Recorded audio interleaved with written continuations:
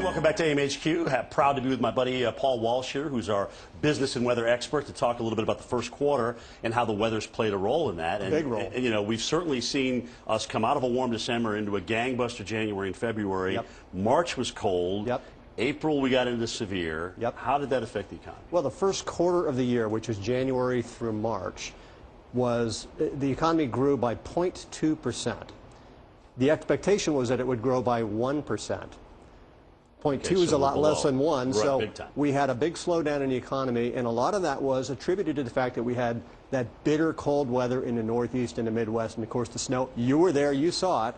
Basically, the economy froze for a month and a half. Now, why didn't the stock market respond? I mean, it certainly dropped a little bit, right, but it didn't crash. That's a great question, and it didn't crash because a lot of people that trade the stock market live in New York or in Boston, and they factored in the weather into the equation. So basically, economists and analysts are looking at that, and they're giving the market a pass. They're saying the reason it was down was because of the weather. So Mother Nature is sort of keeping all of us afloat as it relates to our 401ks and IRAs. But, I mean, there's some indicators that say we got a pretty strong economy that can get through some of these bumps, right? That's exactly right. In fact, this winter, as bad as it was not as bad as last year. The first quarter of last year, the economy actually shrank over 2%. This year, it grew a little bit. And what ends up always happening after you have this kind of winter is you have what I call now the reverse polar vortex. I told you I had a new buzzword out there. What that means is that there is polar vortex in it. It's all good. It's all good. There will be a rebound to the economy. So the economy is good. People want to spend money. They've been sitting on it because they've been frozen in. Retail is going to be a big one as we move into spring. We're going to see consumer packaged goods, so people going to the grocery stores. Restaurants will come back. In fact, restaurants got hurt, obviously, very bad, but not as bad as you would have thought. Some of them actually did really well because a lot more of these restaurants are using what we call weather strategies. So they're being very, very clever in terms of how they manage through those kind of bad situations. Awesome.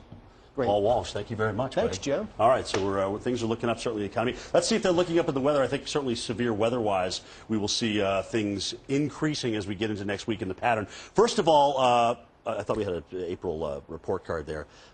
April, in terms of tornadoes, really caught up. We had an average April. We averaged about 174 tornadoes in the month of April. We had about 170 at latest count. So we're pretty much caught up where we would be in terms of April tornadoes. May is the #1 month in terms of the tornadoes. What happens next week?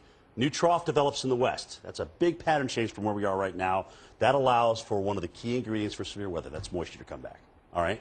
And when energy ejects out and we have this daily dry line set up, that means showers and thunderstorms almost on a daily basis. That's why tying this in to the segment that I did earlier on rainfall and more beneficial rainfall, it's going to be right in this area coming up. All right, so let's see how the pattern transitions. Here's the upper level energy. You can see it working its way toward the northwest, but this southern split here has been so prominent with us and really has set us up for April severe. And here it is again right through the middle of next week. Certainly looks like a very, very active period in through here. Kansas, Oklahoma, Nebraska, down into Texas, and even in the northern plains. All right, this is going to bring storms all the way up into the northern plains as well. I mean, look at that ridge axis bending back all the way into southern Canada. All right, so storms return on Sunday. We'll have some showers and thunderstorms in through here. Isolated severe in this case, I certainly think.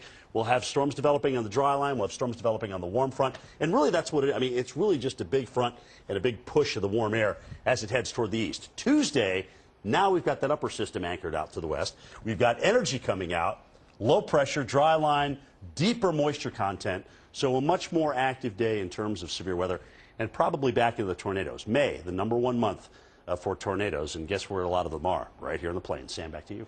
All right. Hey, Jim, we're watching Detroit this